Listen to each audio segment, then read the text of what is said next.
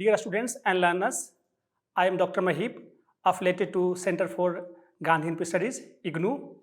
We are going to discuss about the course MGPE 014. Title is Gandhi, Ecology and Sustainable Development. That is a part of Master Program as well as PG Diploma Program in Gandhi Input Studies. It aims to impart in-depth knowledge and nuances of the sustenance of life and perpetuity on our Mother Earth. The major focus of the course is to examine the viability and pragmatic relevance of Gandhian vision and mission of human sustainability with eco-friendly approach. We will also emphasize the significance of the wisdom tradition of India, from where Gandhiji ever gained insight, intellect, and the strength for life mission with the objective of shedding new light in resolving the human challenges. We will try to examine whether Gandhi is a human ecologist or not. What are the main elements of human ecology and sustainable development? We will try to explore the major influences, both Eastern and Western sources, on Gandhi environmental thoughts. Gandhi ideas on environmental emerge from his concept of an alternative economy and polity that he envisaged for the country. We will also critically evaluate the influence of Gandhi on the various environmental movements in India and abroad, as well as reiterate the main elements of Gandhian ecological vision. Gandhi always challenges the anthropocentric view that human being enjoys absolute autonomy and ontological superiority to other beings and right to understand dominance over the non-human world. This renders human beings rootless and become prey to anthropomorphic narcissism and species imperialism. In contrast, Gandhi's cosmocentric anthropology and biological egalitarianism restore the human beings to ontological roots, establishes a more balanced and dignified relationship between humankind and the natural world, assigning the animal and their due place, and provides the basis of a more complacent, ecologically conscious philosophical anthropology. This course is divided into 4 rubrics. The first 4 units deal with the understanding of ecology and development. Unit first discusses about the changing perspectives on ecology and development, wherein the changes in perception relating to the concepts of the subject are elaborated. Unit 2, deep ecology, respect and veneration of nature, deals the concept of deep ecology, how ecology was viewed earlier and how nature was given the due respect and reverence.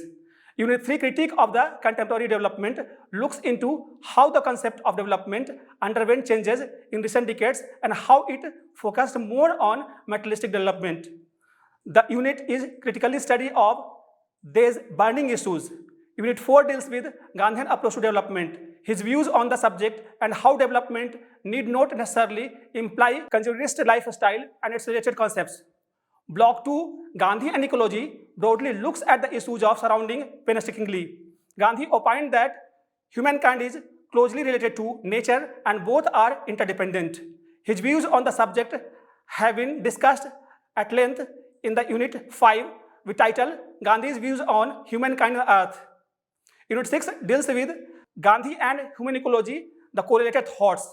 Unit 7 underlines Gandhi's thoughts on conservation of natural resources and the importance he emphasized to natural resources conservation.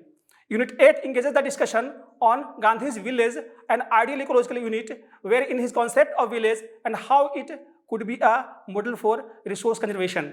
Block 3, Gandhi on development, highlights the basis on which Gandhi formulated his ideas and propounded his views.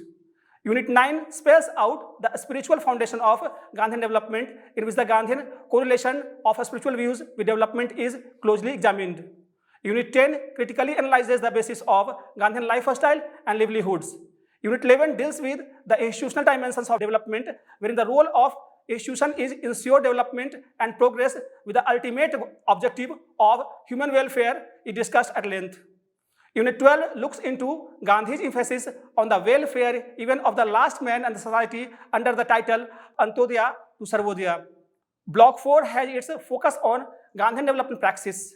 In this rubric, 4 units deal with the practical outcomes of Gandhian thought and development models. Unit 13 deals with Gandhi's ashram, seedbeds of ecological development, in which the idea related to Gandhi's ashram and how they can be models for ecological development. Unit 14, Education and Green Initiatives, discusses at length as to how education in environmental issues can lead to taking up green initiative at the individual, local and global level. Unit 15 deals with Gram Swaraj and ecological development, wherein close association between both the concepts is thoroughly examined. The Unit 16 is the case study of two important exemplary models, one water harvesting system in the arid land of Rajasthan, and second on the development model adopted on Gandhian lines in Ralegan Siddhi. Gandhi was truly champion of ecologism. His thoughts, writings and teachings will resonate till eternity, and they will be proved to be the rock pillar for the existence of life on our Mother Earth. As the issues related to ecology are of utmost significance nowadays, Gandhi's ideas and thoughts, vista and visions echo in these concepts of ecology and sustainable development fully. We hope this very interesting, fascinating, insightful course will lead you to adopt eco-friendly lifestyle, and you will be able to enrich your knowledge and empower yourself. Thank you so much.